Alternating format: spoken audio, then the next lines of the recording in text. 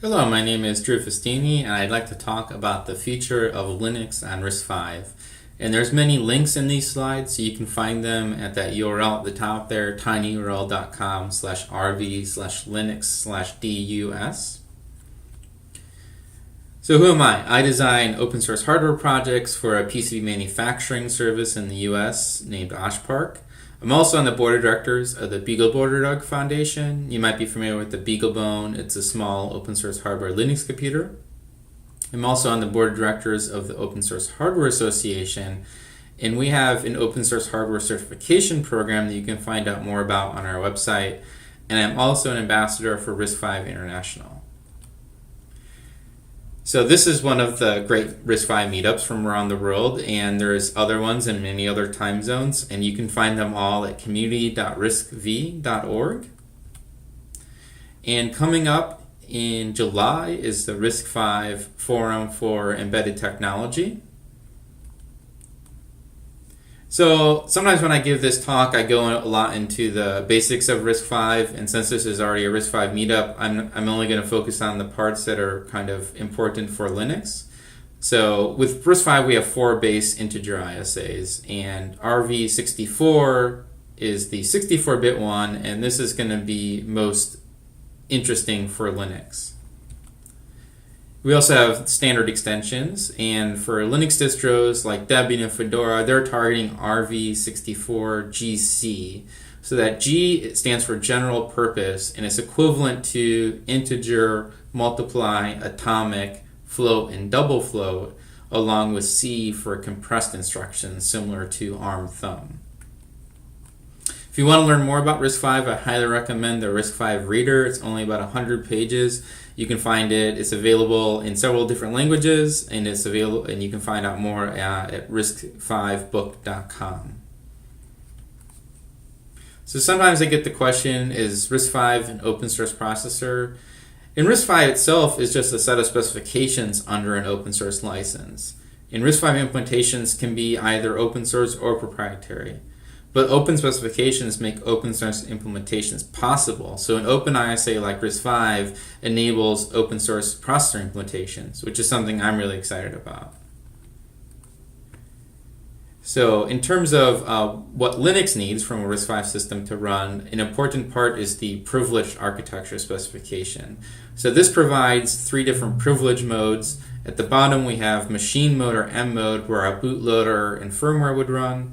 And then we have supervisor mode or S mode, where the operating system such as the Linux kernel would run. And then we have user mode or U mode, where the applications would run. And then there's several different combinations that can be used. So a simple bare metal embedded system would just be M. An embedded system with memory protection would be M plus U. And then a full Unix style operating system like Linux with virtual memory would be M plus S plus U.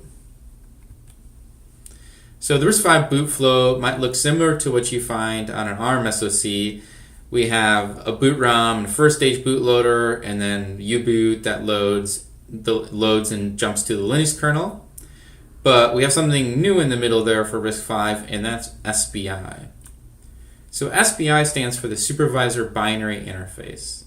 So this allows supervisor mode software like the Linux kernel to be portable across all RISC-V implementations by defining an abstraction for platform-specific functionality. So the supervisor execution environment, or SEE, handles SBI calls from the kernel and is implemented by firmware executing in machine mode. So you can see here on this diagram we have the kernel running in S mode, and it makes SBI calls down to M mode.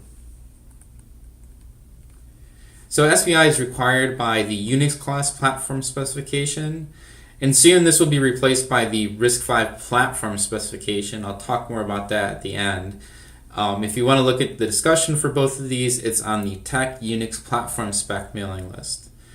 So in SBI we have several extensions. So starting off with the base extension, which basically allows us to query what version is it, which implementation is it, along with things like the machine vendor, architecture, and implementation. And then we also have the timer extension, the IPI extension for interprocessor interrupts, and the remote fence extension. So OpenSBI is an open source implementation for the SBI spec.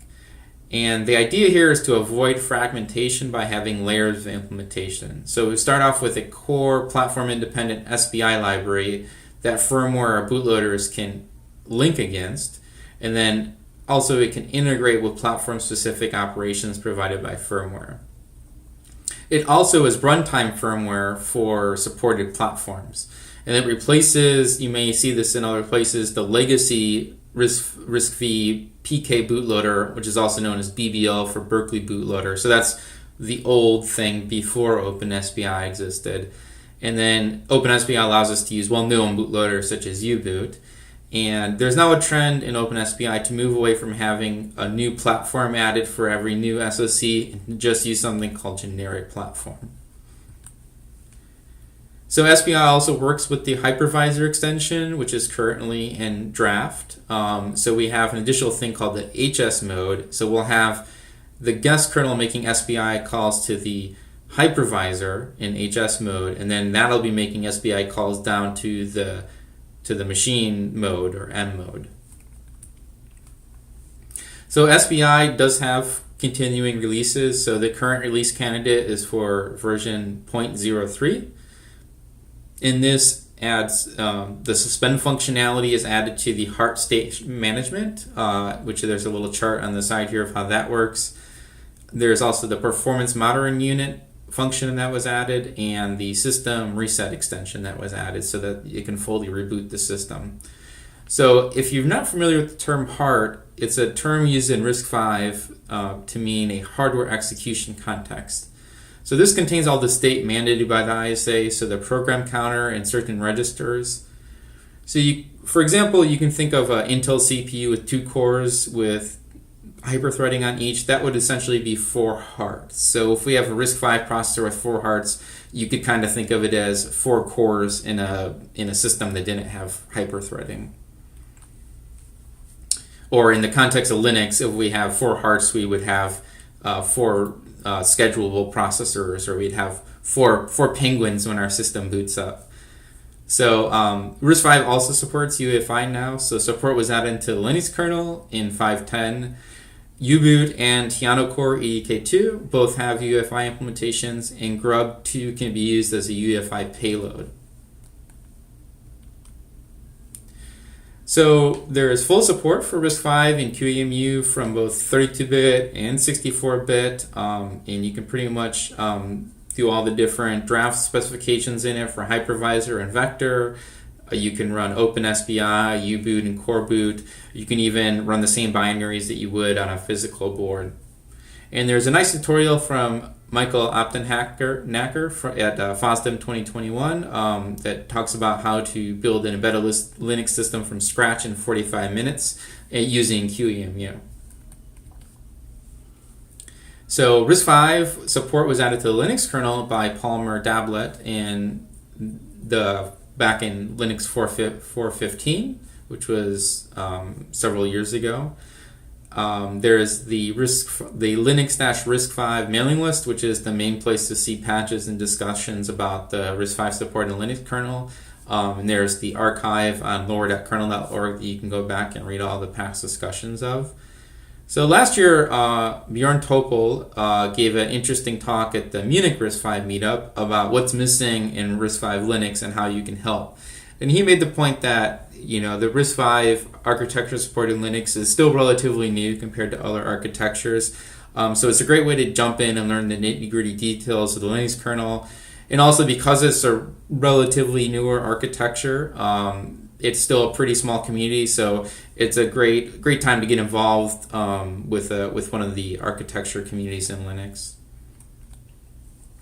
So if you run this shell script in Linux kernel source, it'll show you for each architecture the to-do list. So these are the current to-do items that still need to be done for the architecture support for RISC-V and Linux kernel.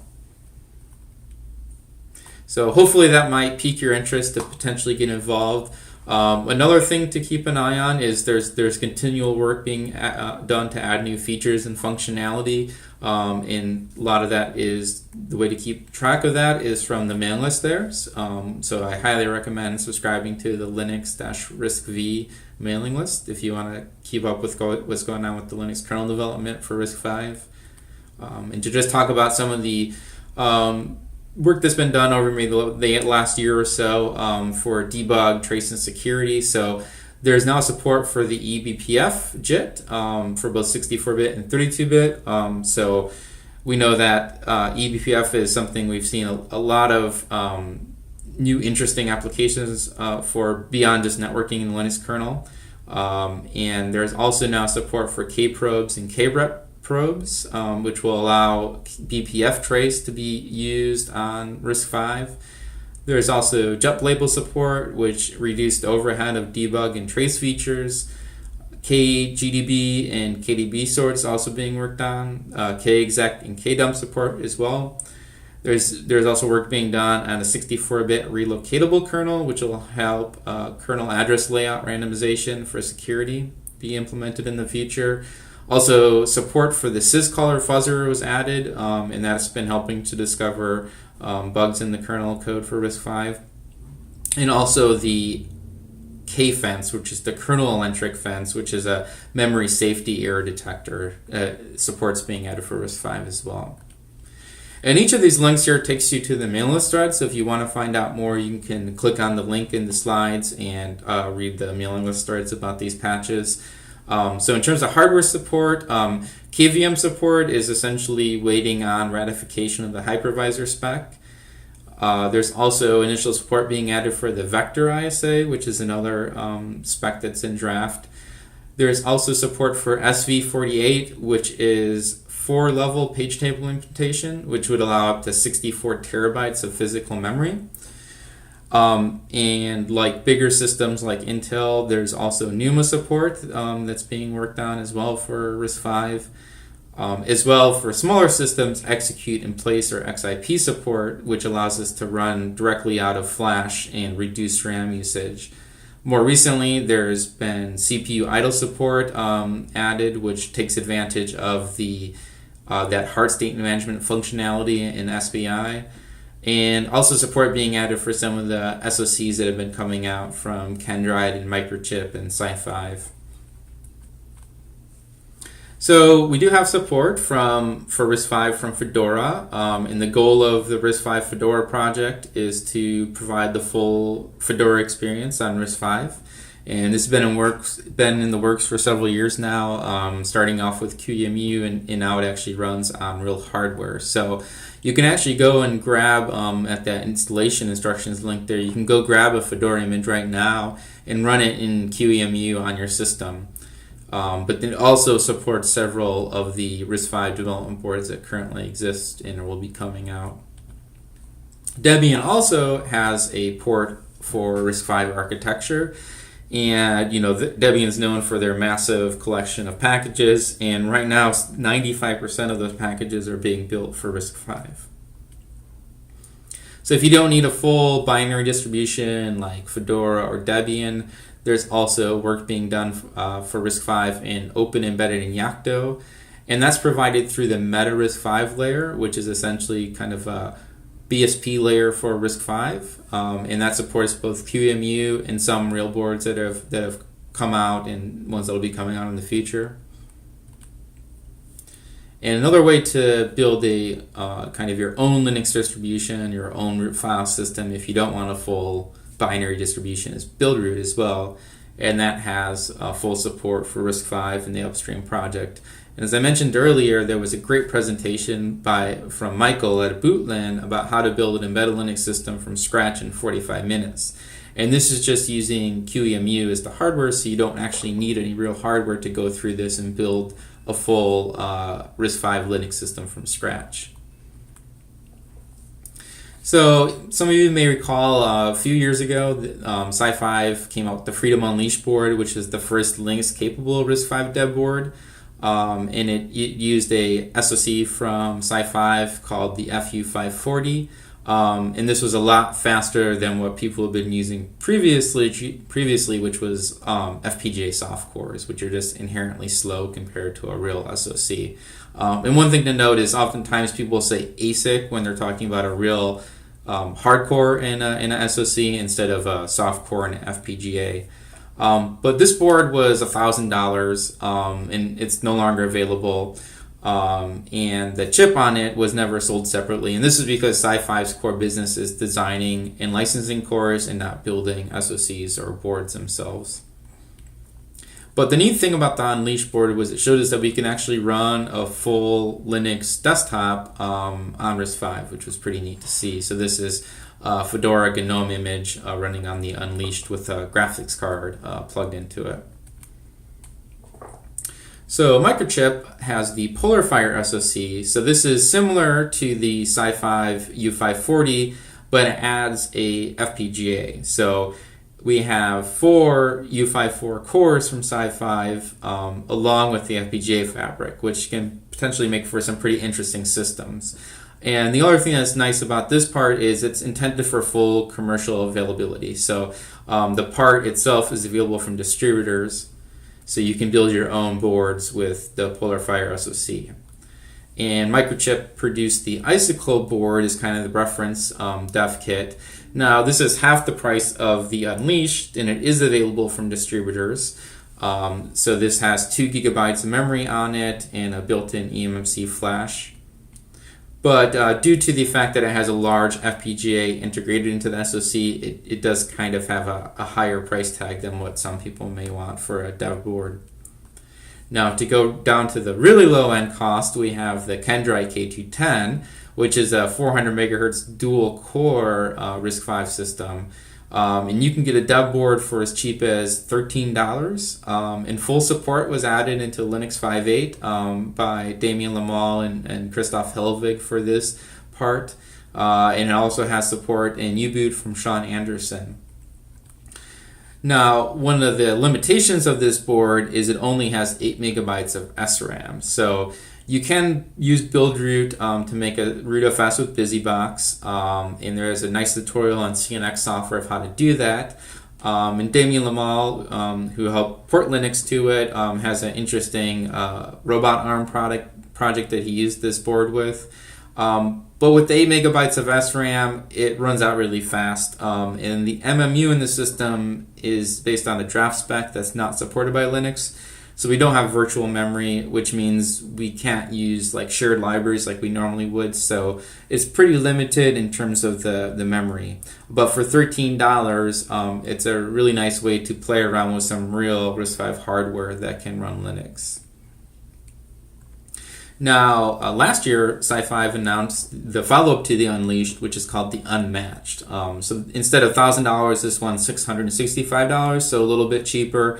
It was available on CrowdSupply as well, and it's finally shipping now to backers, and then it'll soon be available from distributors as well. So this has a new SoC in it called the FU740 SoC. So it also has 4 64-bit RISC-V cores, similar to the other one, but just kind of the next generation of SiFive core design. And the really interesting thing about this board is it comes in a mini ITX PC form factor with 8 gigabytes of memory. So, and with USB 3 and gigabit Ethernet, and it even has a PCI Express expansion port along with slots for an NVMe M2 drive or Wi-Fi and Bluetooth. So as shown in this picture here, you can actually have a full development workstation that's running natively on RISC-V, which is pretty neat. So Alibaba has a chip design division called T-Head, and they've designed a really high-end 16-core, 2.5 gigahertz RISC-V processor. It also implements the draft of the Vector extension, which is, I think, will be a really interesting way in which people will be able to do certain types of programming much better with the RISC-V than with alternatives.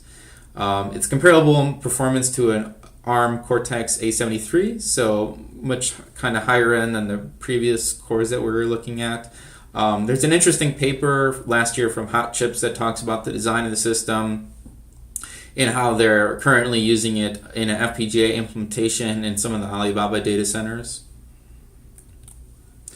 And Alibaba T had actually produced a test SoC called the C910, and they ported Android to it. So really neat thing that we have a RISC-V SoC with Android running on it now. And you can find out more information at that link there about the project. There's now actually an Android special interest group from RISC-V International with people from Alibaba and other organizations that are working on getting Android support better in RISC-V. So the eVil board that you saw there is called the T-Head ICE evaluation board. So this is that C910 test SoC. So this has that 910 core, 2 of them, and then actually I think 3 of them actually, along with DDR4 and gigabit Ethernet and a GPU. Now this isn't, the board and the SoC are not available for sale now, but this was a really awesome proof of concept, and we'll see where Alibaba T-Head goes from there with this system. And on the lower end, T-Head also has the C906 core. So this is a smaller in-order pipeline that's just 1 gigahertz single core system. And this is being used in the recently announced Allwinner D1 SoC. So this is meant to be a low-cost RISC-V single-core SoC. And they've also produced the Allwinner. So Allwinner Online has created the D1 development board called the NEZA.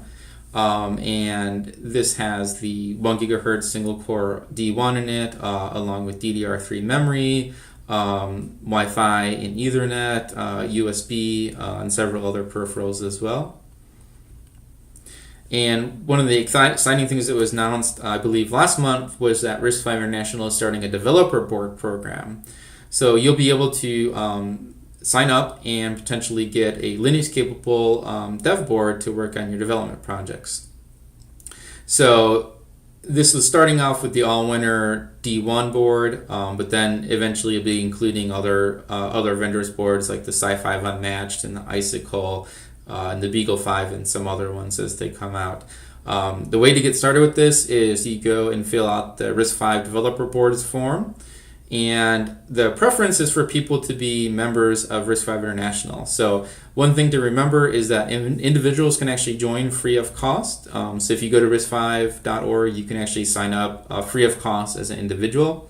And when you fill out this form, you need to explain what project you're wanting to work on and why you're interested in RISC-V. So for example, it might be that you want to ask RISC-V support to a certain upstream open source project. So back in January, Beagleboard.org Foundation, Seed Studio, and Star5 announced the open source hardware Beagle 5 Starlight development board, which features a 64-bit RISC-V SoC from Star5 that, similar to the Icicle, or similar to the Unmatched board, features several U74 SiFive cores. So the Beagle 5 Starlight board you see here, it has 8 gigabytes of memory, 4 USB 3 ports, 2 CSI ports for camera, DSI for display, HDMI, gigabit Ethernet, and Wi-Fi and Bluetooth. So back in April, we sent a limited number of beta development boards to upstream developers from different open source projects such as Linux kernel and U-Boot and OpenSBI to start kickstarting getting RISC-V support added in. And one of the really neat things was Thomas Pettazzoni of Bootland added support to Buildroot for the board in just 48 hours, so that was neat to see. And he also wrote a really nice blog post about how he went through and added support in Buildroot for a new RISC-V SoC and board. And Kemraj also, and some others also did a similar thing for the Meta RISC-V layer in Yocto and OpenEmbedded. And if you want to find out more, please join the public Beagle 5 forum group on our website, and you can find out more about the future product launch of the board. And if you don't have any hardware at all, I would highly recommend Renode. So similar to QEMU, but more tailored towards specific boards, Renode can simulate physical hardware systems, including the CPU, peripherals, sensors, and even wired and wireless networks between nodes. So if you go to the Renode website, you can see they have profiles for different boards, including that High 5 Unleashed board that I was talking about earlier. So here's me on a train actually going to, I think, Embedded World last year from Berlin, where I was living at the time. So I'm on the Deutsche Bahn, and I'm simulating the SiFive Unleashed board using Renode on my laptop. And Renode now has support for the Beagle 5 Starlight. So even before the board comes out as a product, you can go and emulate the Beagle 5 Starlight on your laptop or workstation. So one of the things I wanted to go over in the end here is that there's the RISC-V Tech Groups calendar. So there's a large number of different working groups and committee meetings that members can attend. And remember that individual people and nonprofits can become members of RISC-V International free of cost.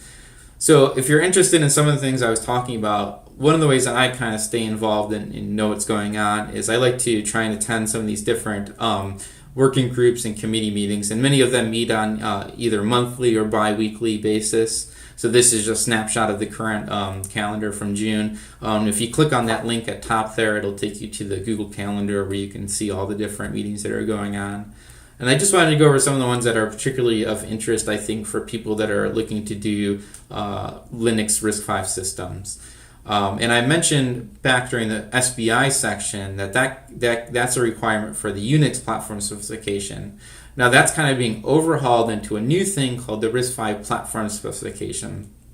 So there's the Platform Horizontal Steering Committee that is working to standardize the interface between hardware platforms and OS like Linux in the context of RISC-V.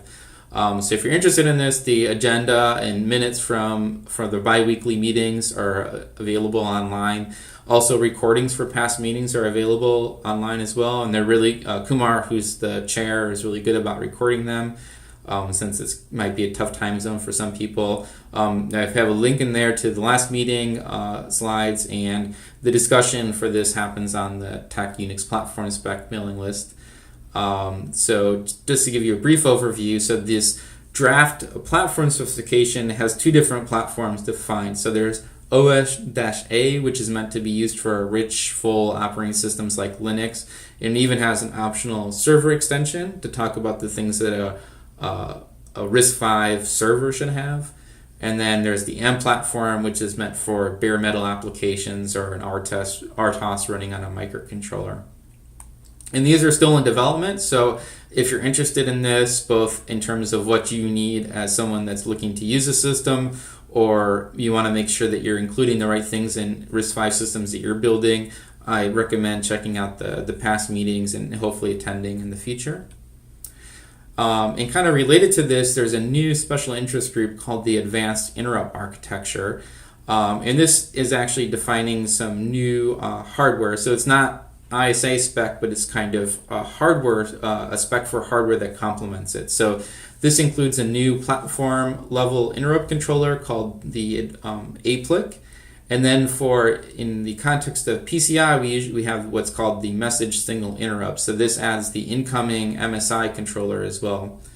There's a draft of the current spec, and then I linked in the slides from the last meeting. And you can follow the discussion on this Tech AIA mailing list. And also related to this, there's also, so we used to have the PLIC, and now that's being replaced with the APLIC. And then there used to be the CLINT for core local interrupter, and there's now the advanced CLINT that kind of replaces that.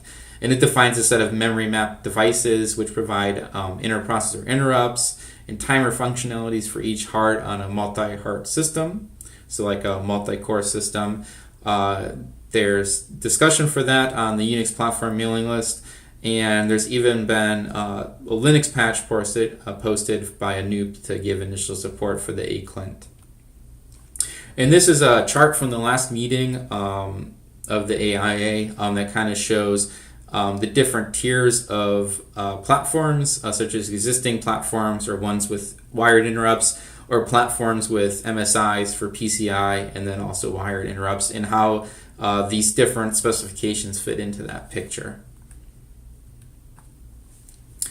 Now, I had mentioned the draft of the RISC-V Hypervisor earlier, and how there's currently a patch set that adds support for that in KVM, which is the virtual machine that's part of the Linux kernel.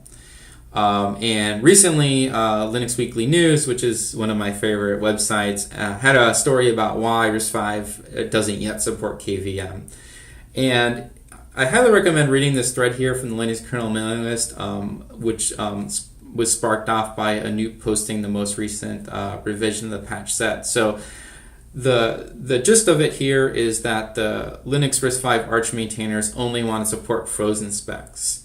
But there's been an unexpected delay from the RISC-V International ISA group in getting the Hypervisor extension frozen. So we have this tension here between people like Anoop that are carrying this patch set for like over a year plus that want to get it merged in, but then at the same time, the people like Palmer that are the RISC-V Arch maintainers in Linux, they don't really want to start merging in support for a spec that's not frozen yet. So there's not necessarily like a right or wrong answer here, but I highly recommend checking out this discussion if you're interested in that and seeing how hopefully we can find a compromise that balances both of those sort of needs. And this also, outside of the Linux kernel mailing list, has also kind of reawakened discussion on the tech privilege mailing list around the freeze of the H extension or the Hypervisor extension.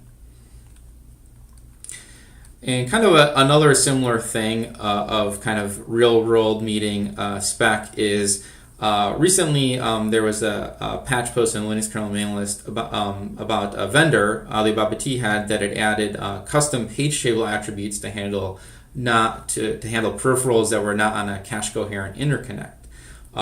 So this was something where we did not actually have any capability in the RISC-V ISA for this, so the vendor had gone off and kind of come up with their best way of trying to add that capability. And now we have that kind of position where we need to figure out how to reconcile both what vendors are doing with real hardware right now and what we want the specification to be. So specifically in this instance, there's an extension that's proposed currently called the page-based memory types, or PBMT. So this was proposed on the Tech VertMem mailing list. So there's existing PMAs or physical memory attributes in RISC-V, but they're not sufficient for some platforms, such as a SoC that has peripherals on a non-cache coherent interconnect. So PBMT, or as you'll see formally SVPBMT, which is a bit of a mouthful, defines these different page-based attributes, which are more granular than the PMA. So we have just normal memory, normal cacheable region, WB, and then we have NC, which is a non-cacheable region, and then we have UC, which is a non-cacheable IO region, which would be useful for things like DMA descriptors. So the last meeting, I linked in the meeting minutes. The next one is coming up on June 23rd. So if you're interested in things like this, I'd highly recommend joining. The last meeting was quite interesting. And there's not necessarily a right or wrong answer here, but there's a lot of good discussion around the different trade-offs and trying to find a compromise that works both with what vendors have already done and what's kind of the ideal thing to do for the future. Kind of another thing of like real world versus specification is cache management operations task group. So currently there's no methods in the RISC-V ISA for managing cache and coherency. So the CMO task group has proposed this extension that has a base set of instructions in CSR, which are control and status registers. So this allows essentially management of cache blocks. So you can see some of the instructions there. So this is still in the works, and it probably won't be done anytime soon. So that brings up the question, well, what do we do about existing SoCs? And for the short term, there's been a proposal to add a DMI synchronization extension to SBI. If you remember, the nice thing about SBI is it kind of acts as that abstraction there between the operating system kernel and the specific RISC-V hardware implementation. So we can potentially use that to leverage things like adding a DMI synchronization extension. And then the long term, once this CMO-based extension is approved in the future, we can actually then go back and trap and emulate those new instructions in SBI. So if there's an unknown instruction, that automatically traps into SBI, and then we can handle it in there. So that's another kind of longer term approach for these existing SoCs.